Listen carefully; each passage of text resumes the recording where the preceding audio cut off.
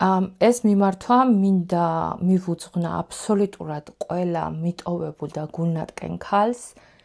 საერთოდ, როდესაც ადამიანი არ აქვს მნიშვნელობა, ეს იქნება პირადი ურთიერთობები, მეგობრები, როდესაც ისინი თქვენგან მიდიან, თქვენ მას უშვებთ ფიზიკურად და ემოციურ დონეზე, ისევ თქვენთან აკავებთ და რა ხდება?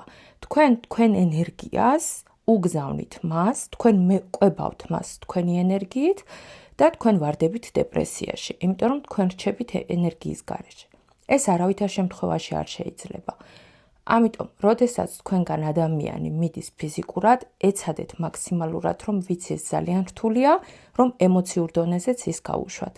როდესაც ქალი ადამიანს უშვებს ფიზიკურად, მაგრამ ემოციურ დონეზე იწყებს ყველა მეგობართან მასზე საუბარს, მის განხილვას, მასზე ჭორაობას, მის დამცირებას, მასზე შეურაცხყოფის მიყენებას. თქვენ ამას შეიძლება იმ მომენტში ეს გურით სიამოვნებას, მაგრამ როგორც მანამდე გითხარით, თქვენ უბიძგებთ თქვენ თავს უფრო დეპრესიაში ჩავარდეთ.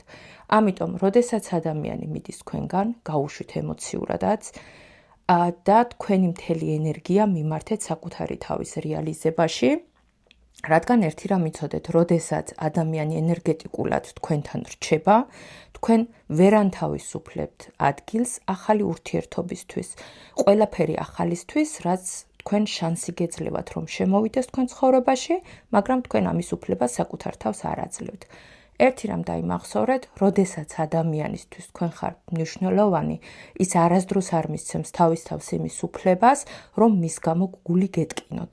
ამიტომ იყავით წარმატებულები, იყავით ბედნიერები, რეალისტით მაქსიმალურად და ზუსტად ამ მომენტში, როდესაც თქვენ შემდგარი იქნებით და მყარად იდგებით ფეხზე, ასეთი ადამიანები თქვენთან ბრუნდებიან. მაგრამ მერე უკვე რამდენად მიიღებთ, ეს უკვე თქვენი გადასაწყვეტია.